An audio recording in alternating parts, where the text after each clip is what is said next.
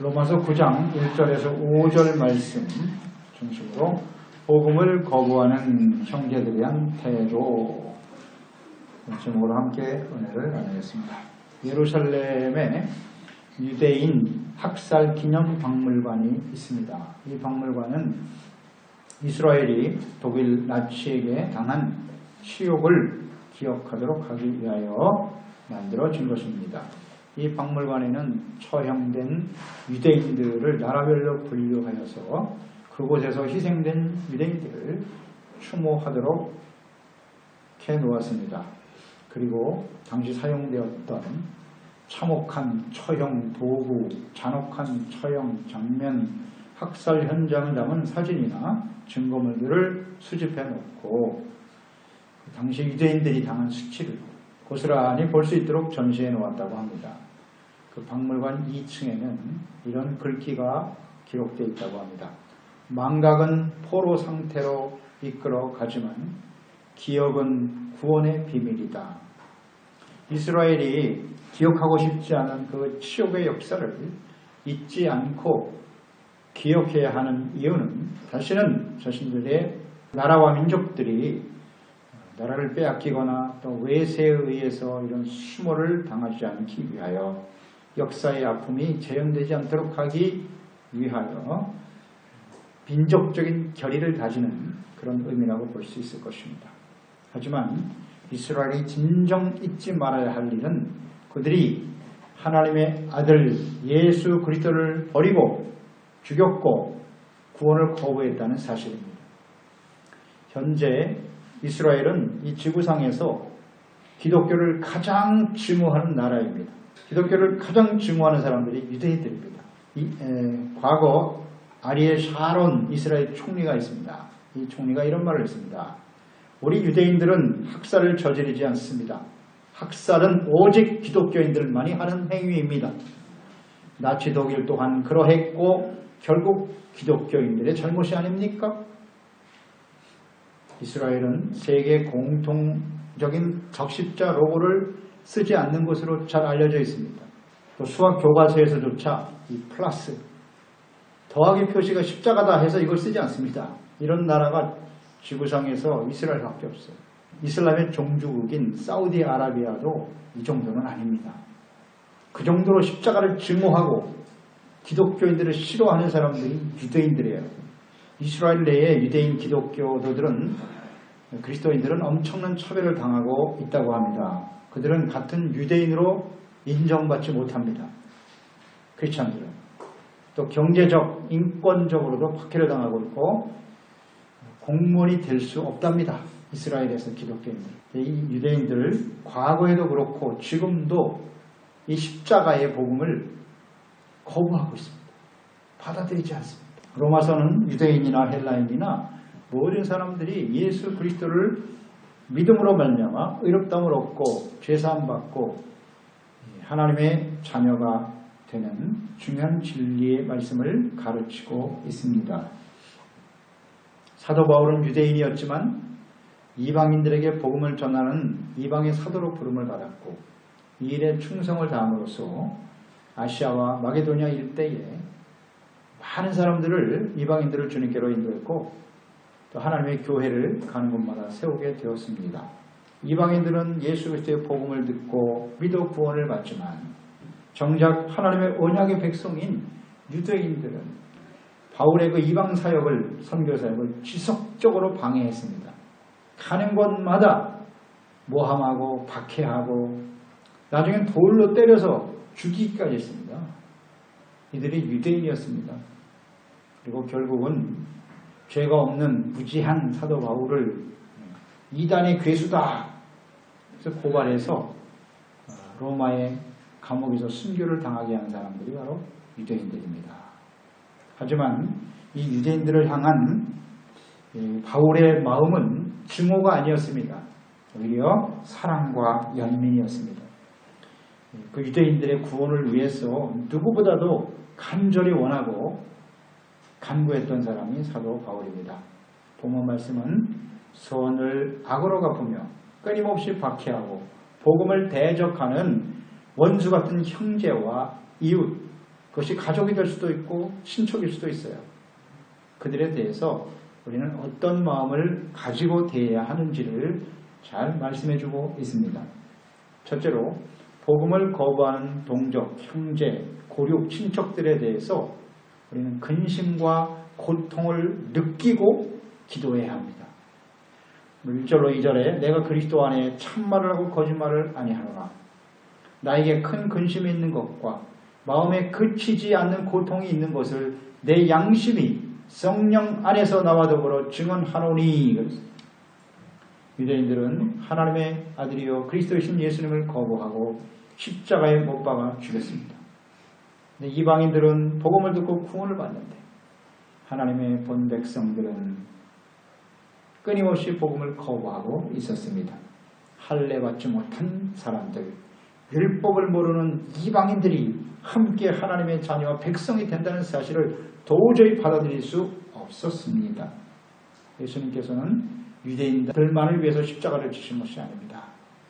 모든 사람들이 복음을 듣고 구원받기를 원하십니다. 하지만 이 복음이 유대인들이 아닌 이방인들에게 전파되어야 하는 이유가 있습니다. 사도행전 13장 46절에 바울과 바나바가 담대히 말하여 이르되 하나님의 말씀을 마땅히 먼저 너희에게, 여기서 너희는 유대인들입니다. 너희에게 전할 것이로되 너희가 그것을 버리고 영생을 얻기에 합당하지 않은 자로 자처하기로 우리가 이방인에게로 향하노라. 사도행전 13장은 바울과 바나바가 안디옥 교회에서 선교사로 파송되어 1차 선교 사역을 감당하는 내용이죠. 비시디아 안디옥에 갔습니다. 두 사람이. 그들은 가는 곳마다 먼저 유대인들의 회당에 들어가서 유대인들에게 복음을 전했습니다. 그 비시디아 안디옥에서 많은 사람들이 복음의 말씀을 들었습니다.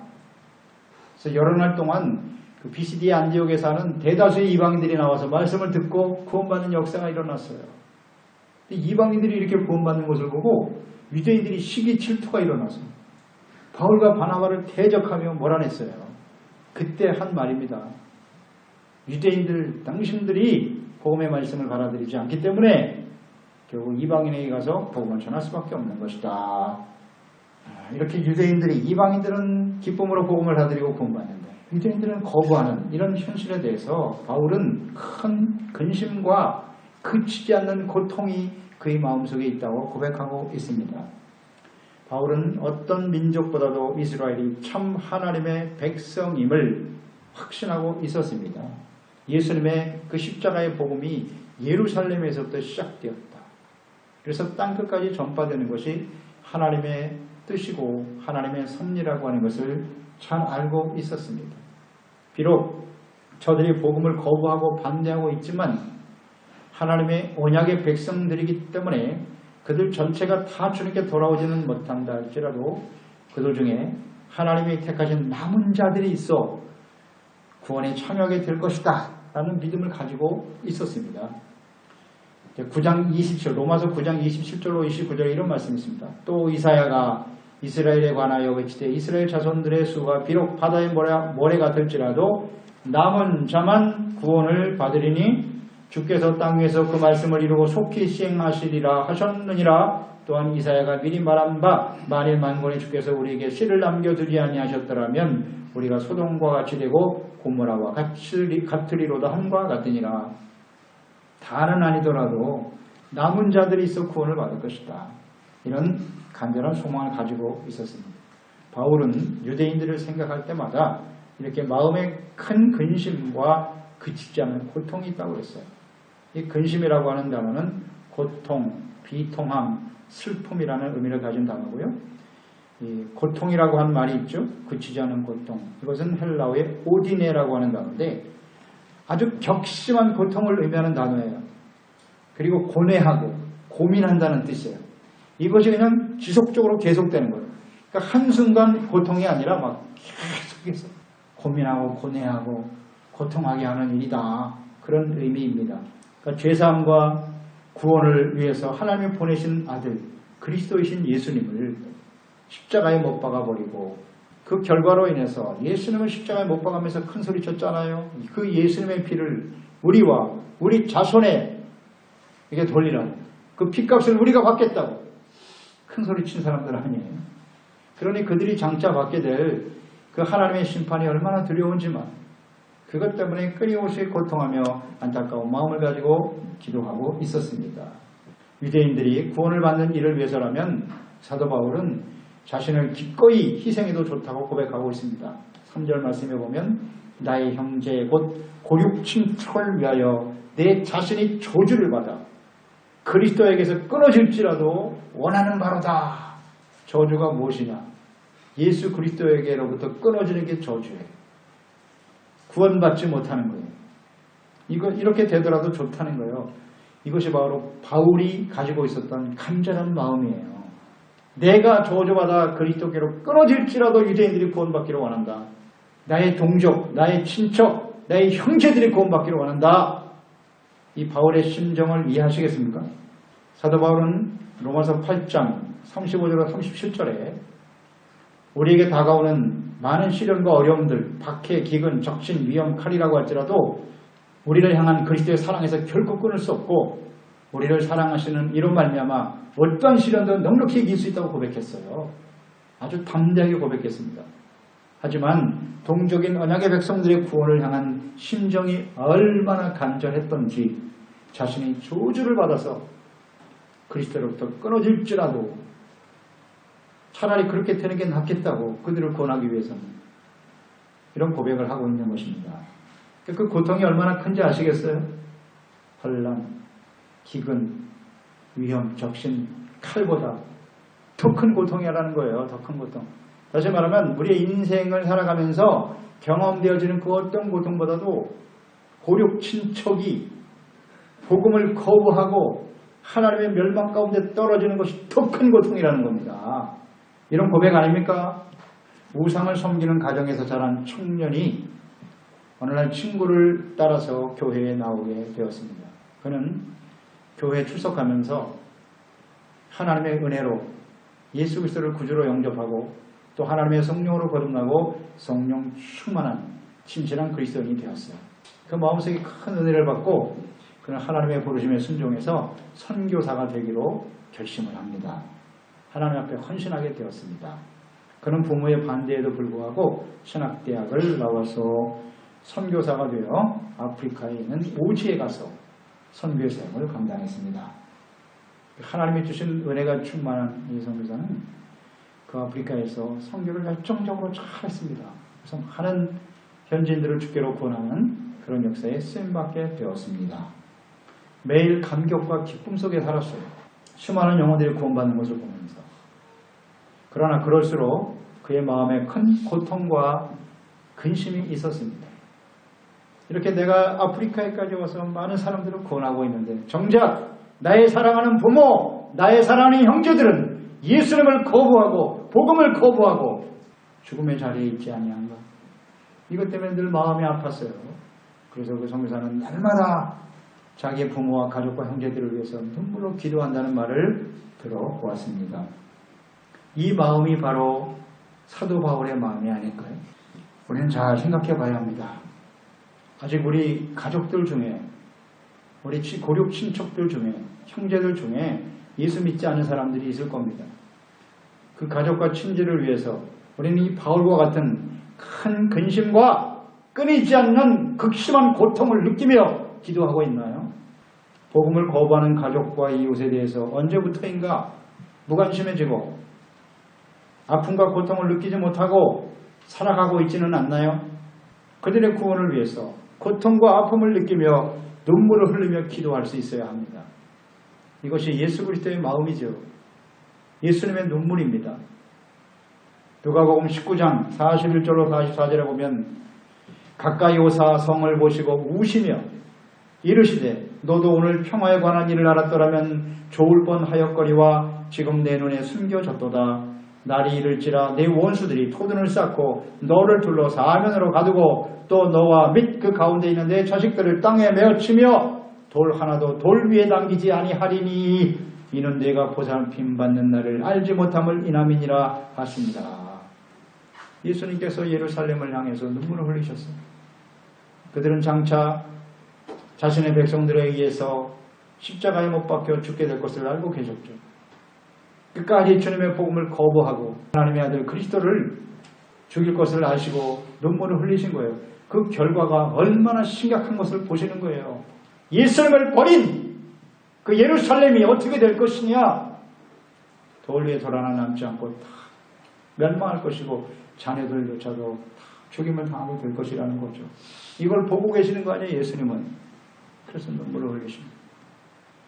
안타까운 마음으로 이 예수님의 눈물은 자신의 몸을 십자가의 희생제물로 내어주심으로써 유대인들뿐만 아니라 모든 사람들이 죄를 용서하고 구원하시려고 하는 사랑과 열정으로 나타난 것이죠. 복음을 거부하고 대적하는 우리 가족들, 형제와 이웃을 위해 주님의 사랑을 받고 사랑하는 우리 그리스도인들은 큰 근심과 고통을 느끼면서 끊임없이 예수님과 같이 사도 바울과 같이 어떤 희생을 치르더라도 구원을 위해서 끊임없이 기도하고 헌신하는 사람들이 되어야 하겠습니다.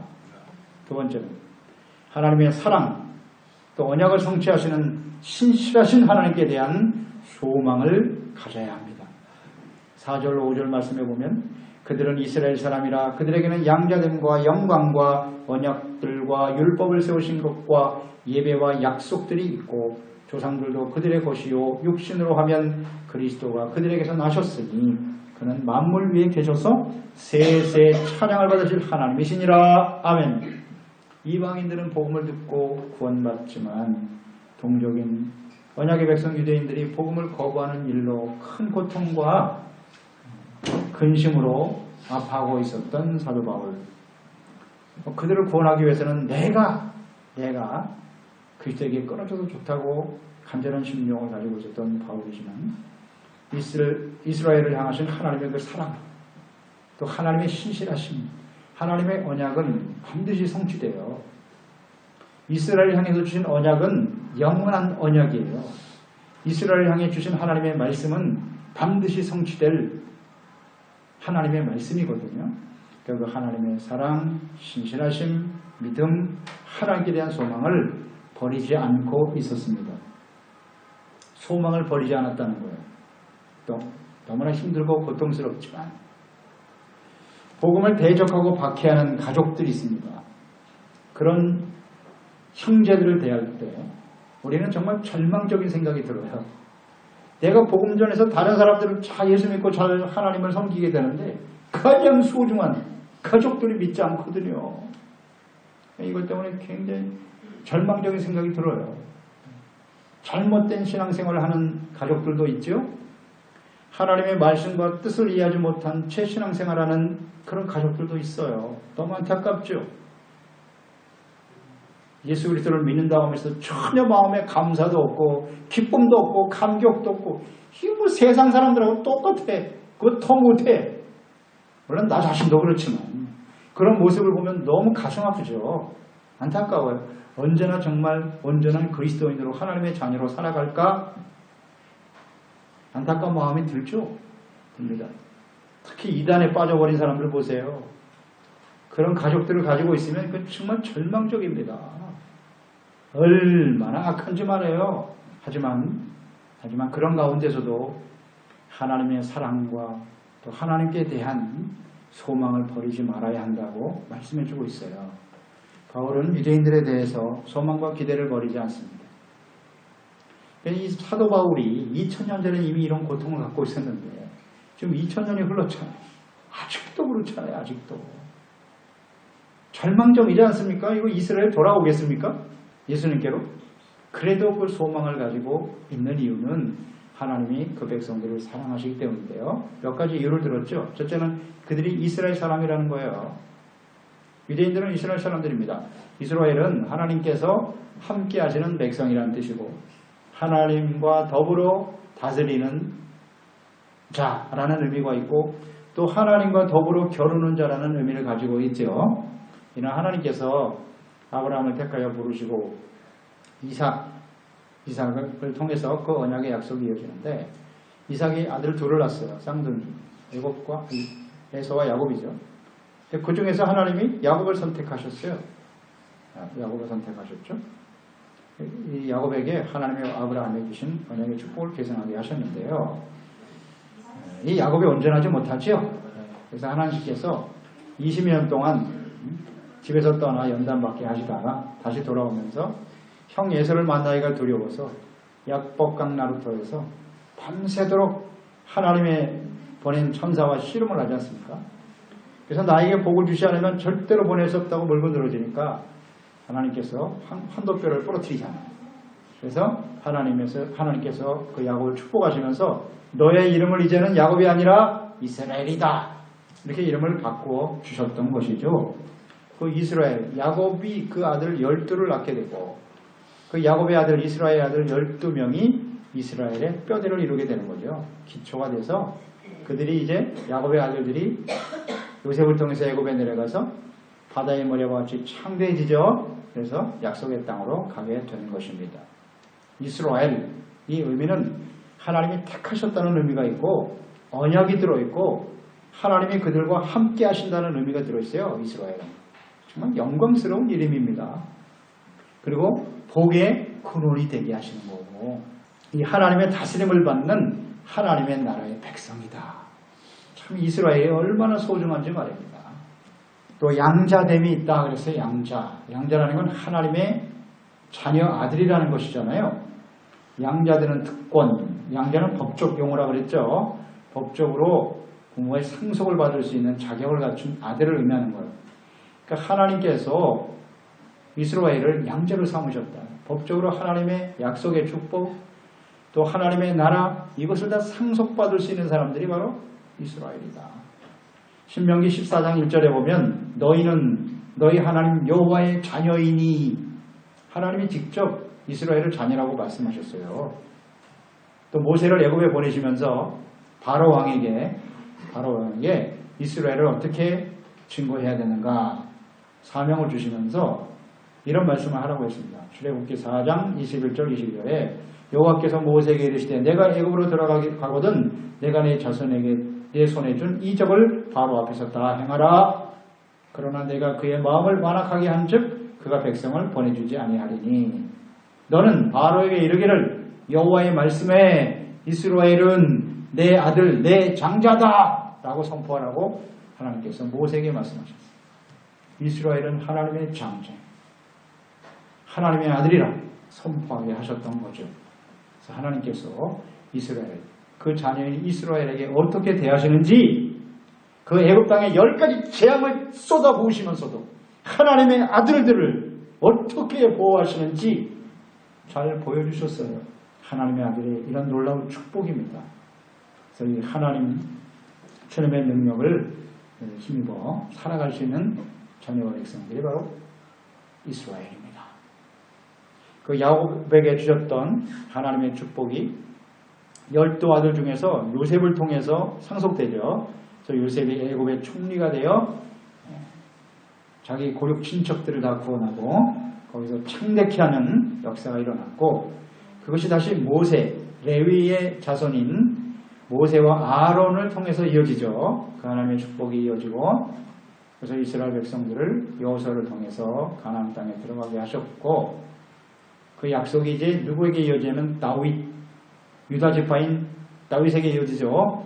그 다윗의 언약을 이루게 하셨고 다윗의 후손으로 태어나실 예수 그리스도를 통해서 이루어지게 되는 것입니다. 이제는 예수님을 통해서 하나님의 아들들이 되게 하시는 이런 하나님의 은혜를 주신 거죠.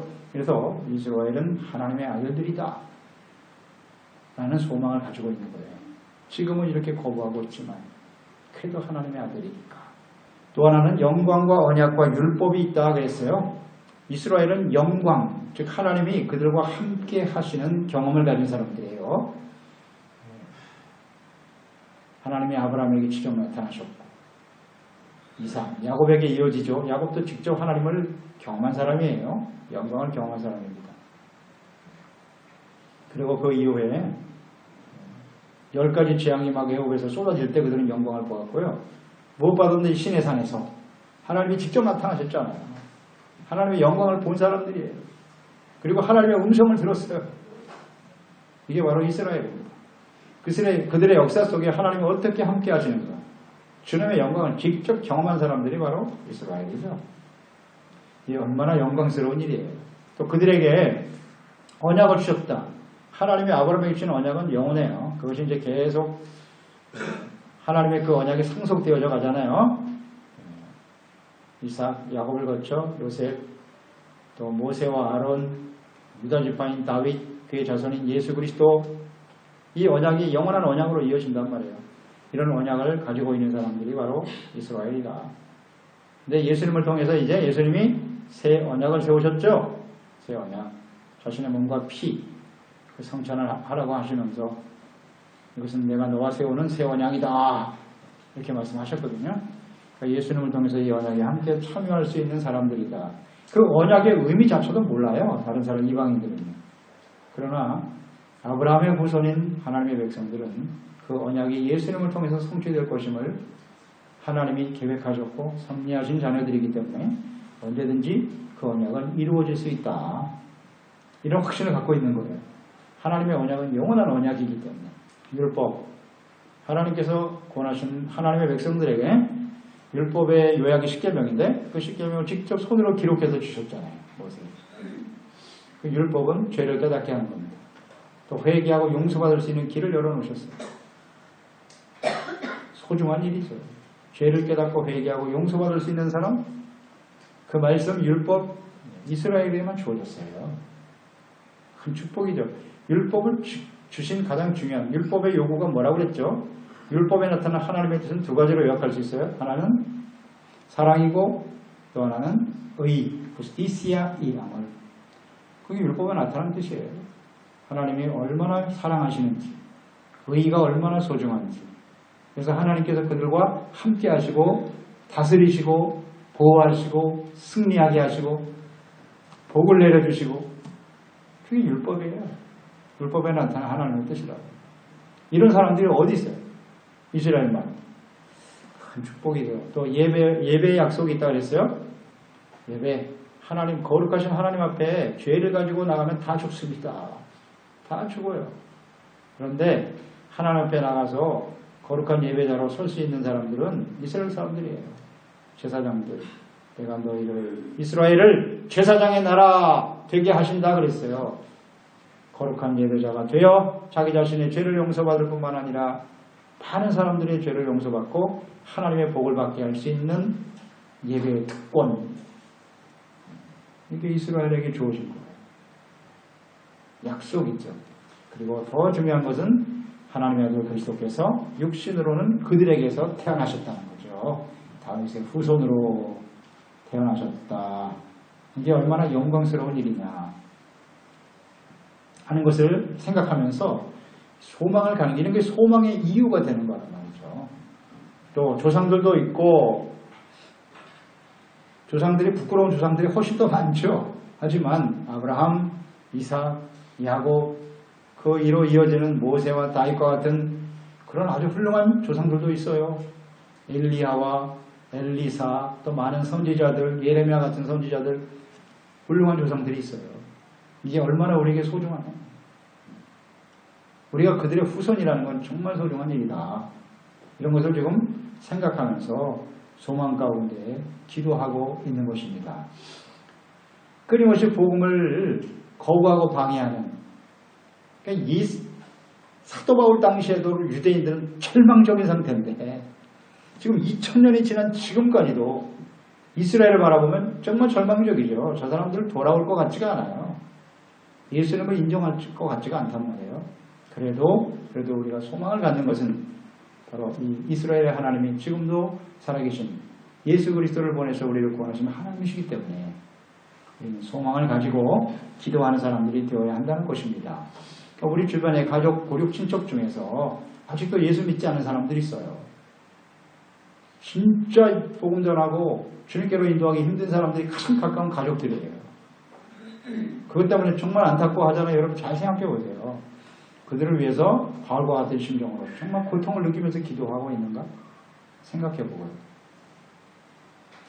이건 정말 안타까운 일입니다. 자기가 그냥 저주받아 죽을지라도 그 사람들은 구원받아야 된다는 거예요. 이런 큰 마음이 우리 가운데 있는가?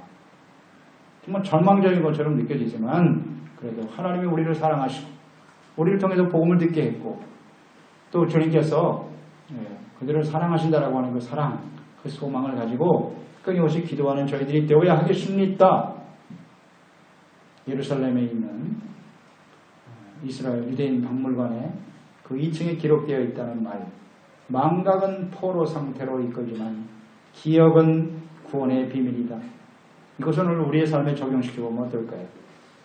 하나님과 하나님의 말씀, 예수 그리스도의 십자가의 구속의 은혜를 망각하는 순간 우리는 죄와 사망의 포로가 되고 마는 거예요.